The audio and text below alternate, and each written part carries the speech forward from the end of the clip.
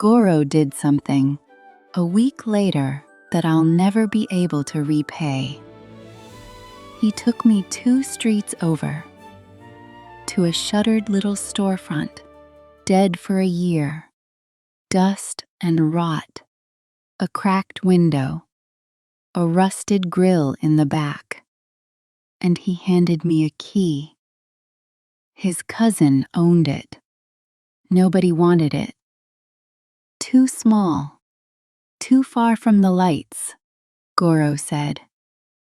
Then he smiled. Perfect for a giant who cooks like the sea. He'd rented it for me, with his own money, so I could have my own kitchen. I'm not a crier. I cried. It was a wreck. I loved it instantly. On the island, you don't get given things finished. You get a stretch of rocky shore, and you build a life on it with your hands. This was that. A rocky shore with a roof. I sold my pelts, the good ones, the ones that told my village I was a great hunter, for city money. And I put every coin into that little room. Pelts for pots. My old life for my new one. Fair trade. Best trade I ever made. We rebuilt it, the 3 of us. Goro brought his years and his cousin's old tools. Taki, it turns out, is clever with his hands. When they're not stealing, he rewired the lights, patched the walls, worked like he was paying off a debt to the whole world, which maybe he was. And I did what I do, hauled, scrubbed, carried a stove up a stairwell that 2 normal men couldn't. We worked a week straight. I have never been so tired or so happy. Building something beats catching something. I wish I'd known that years ago. The heart of it was the walk.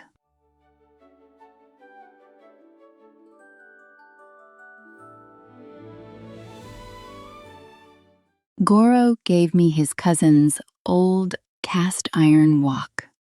Huge, black, older than me, seasoned by decades of fire. The same kind I'd fought with. I set it over the rebuilt grill, and I lit the fire under it for the first time, and the iron woke up. That's the only word. Some tools are just tools. Some have been loved so long, they're almost alive. This one was alive. I named the whole place after it. The Iron Wok. It felt less like naming a restaurant and more like introducing a friend. The food was the question. City food or island food? Neither. Both. I cook the only way I know, like a hunter. Respect the ingredient. Waste nothing. Slow where it needs slow. Fast where it needs fast. But I learned Goro's broths, the city's spices, the noodles' patience. So it came out as its own thing. Island bones, city fire. Big, hearty northern food that had learned to dance. I made a test bowl, and I ate it. And I sat down on the floor of my empty restaurant and thought, yes, this is what I came 1,000 miles to make. I just didn't know it had a flavor. Opening night. We had no sign yet. Taki was still painting it. No ads, no lights to compete with the chains. Just an open door, a lit wok, and the smell rolling out into the alley. Goro said good broth can't shout, so I decided to let it whisper and see who has ears.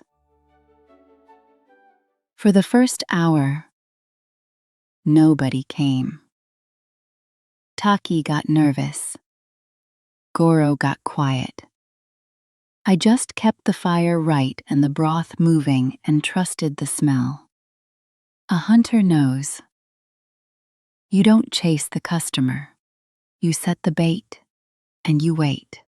The first customer was a tired night shift worker who followed his nose in confused, sat down without a word, and ordered, "Whatever that smell is." I made him a bowl with my whole heart. He took one bite, stopped, looked at the bowl, looked at me, took another bite.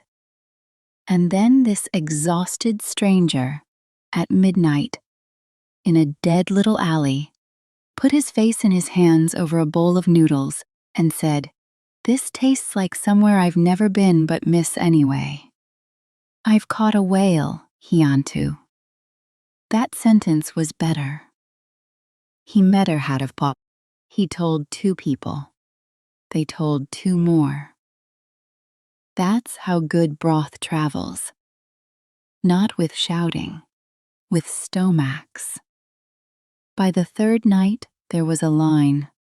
By the end of the 1st week, the Iron Wok was the worst-kept secret in the district. The giant's kitchen where a bowl costs a little and feeds a lot. And the big quiet cook remembers your name and your usual by your 2nd visit. I remember everyone's usual. It's the same skill as tracking. You just point it at people you like instead of prey. And it made money. Real money. More than the stall ever did. More than I knew what to do with. I paid Goro back the rent inside a month, and he refused it twice before I made him take it. I put Taki on real wages and watched a thief become a young man with a job he was proud of. I bought better knives, better pots, a 2nd grill. The Iron Wok wasn't just surviving. It was thriving. In a hard city, in a bad alley, we'd built something warm and good and profitable. I should have known. Nothing that good stays unnoticed. Not in that district. I found my rhythm. Dawn on the rooftop above the restaurant, Tai Chi, breath, the quiet and the presence in it that I still hadn't named but had stopped being surprised by. Then market, prep, service, the fire, the faces, the names. Then clean, then bed, then dawn again. On the island, I hunted to live. Here I lived to feed. Every single day, I woke up glad. I want you to feel how good it was, Hiantu, before it gets hard. Because it got good first. That matters. Hold on to the good part. The neighborhood adopted me. That's the thing I didn't expect. The baker started leaving me his day-old bread for my staff meals. The tea seller taught me which tea cuts which spice. The old women who run the laundry started scolding me about my posture and bringing me pickled things in jars. I came to this city a stranger. A giant nobody would hire, that people looked away from on the train. And somewhere between the walk and the fights and the soup, without me noticing, the alley had made me a neighbor. That's the question, isn't it? When does a stranger become a neighbor? I think it's the first time you'd stand in a doorway for them. Taki changed the most. The scared thief who robbed me became my right hand. Up before me some mornings, prepping, learning the walk, asking 100 questions about the island, about honor, about how to be someone his little sister could look up to. He has a little sister. I didn't know. That's why he stole, in the beginning, to feed her. The city makes thieves out of hungry good people, Hiantu. Then it calls them the problem. I gave Taki a job and dinner for his sister every night. The thief problem, in his case, solved itself. Funny how that works. Goro, though. Goro, I started to worry about. The success was ours together. His broths were in every bowl. But he was slowing down. 90 years is 90 years. Some nights, he just sat at the counter and watched me run his life's whole craft at a scale he never could. And smiled. And I couldn't tell if it was pride or grief. Maybe both. I've learned those are usually the same thing. He told me one night, I spent 50 years afraid good broth couldn't survive in a shouting city. You proved me wrong, giant. You can die easy now. I mean me. I can. Not you. Tyson's. Past close-it files. Aimantly clip. Then he laughed until he coughed. Old men, I want to stop here, on the good part, for one more breath. A month in, the Iron Wok was everything. A warm room in a cold city, a dead alley brought back to life, a found family, an old master, a reformed thief, a whole neighborhood. Good food, honest money, a door that never closed on anybody hungry. I'd left the top of my small world to find a bigger one, and I'd found something better than bigger. I'd found mine. Remember this feeling? Because on the 31st night, the syndicate finally came to collect.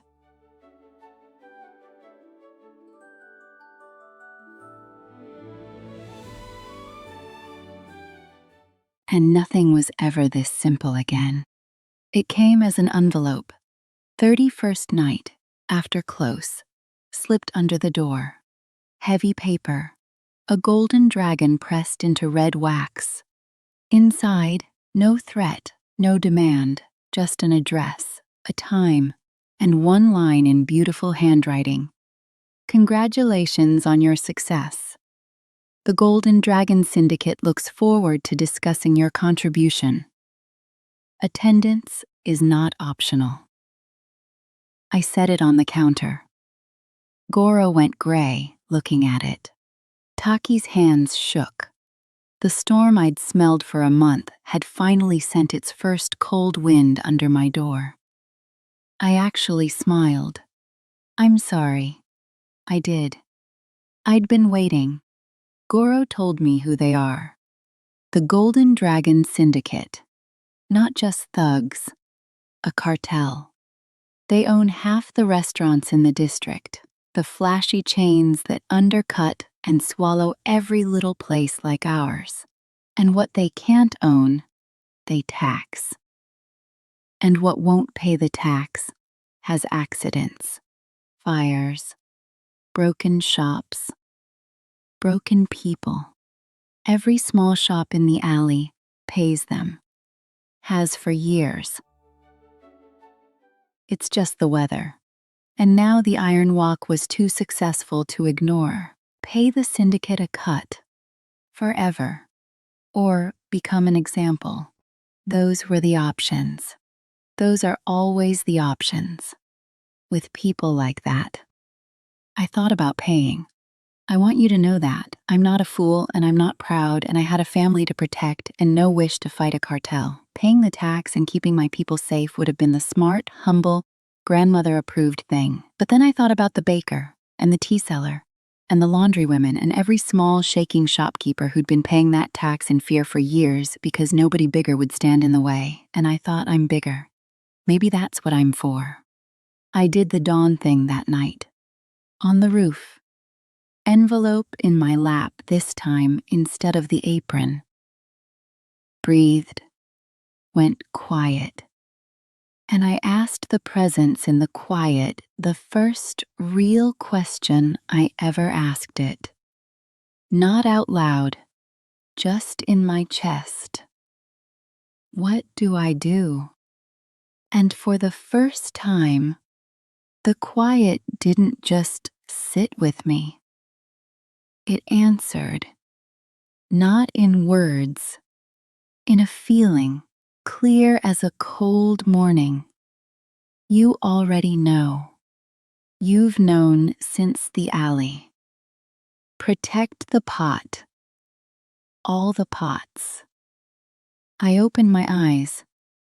Okay then. Okay. In the morning I told Goro and Taki my decision. We don't pay. We stand. Not just for us. For the whole alley. Goro was terrified and proud in equal measure and didn't argue because he'd known what I'd choose the second the envelope arrived. Taki, brave, stupid, loyal boy, immediately said he'd fight beside me. And I told him the most important thing I know. You protect the kitchen. I protect you. That's how this works. You don't have to be a fighter, Taki.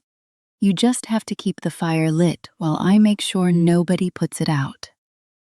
He nodded like I'd knighted him. In a way, I had. Word that the Iron Wok wasn't going to pay moved through the alley by noon, the way word does. And the strangest thing happened. The baker came and stood in my doorway. Then the tea seller. Then the laundry women and the knife sharpener and a dozen small shopkeepers who'd paid the syndicate in silence for years. They didn't say much. They just came and stood and looked at me, and for the first time in a long time looked a little less afraid. I hadn't beaten anyone yet. I'd just refused. And a whole frightened alley stood a little taller because one giant said no. That's when I understood what I'd signed up for. So that's where the easy part ends, Hiantu. I have a kitchen, a family, a neighborhood at my back, and a cartel at my door. I refused the golden dragon, and now I have to survive the answer. The meeting they invited me to is tomorrow night. I'm going to walk in there in Goro's wife's apron, with my whale tooth around my neck and the quiet in my chest, and I'm going to tell an entire syndicate, politely, that the Iron Wok is not for sale, and neither is the alley. I don't know exactly what happens after that, but I know it won't be quiet. Good thing I brought a wok. Sensei Question 4. What makes a stranger into a neighbor? A month ago, this alley was strangers. Tonight they're standing in my doorway because I said no to the thing that scares them. I think a neighbor is just a stranger you've decided to stand in front of. That's all it is. That's everything it is. Tell me who you'd stand in a doorway for. Breathe with me. I'll see you in the quiet. And next time, I meet the golden dragon. And I bring the whole kitchen.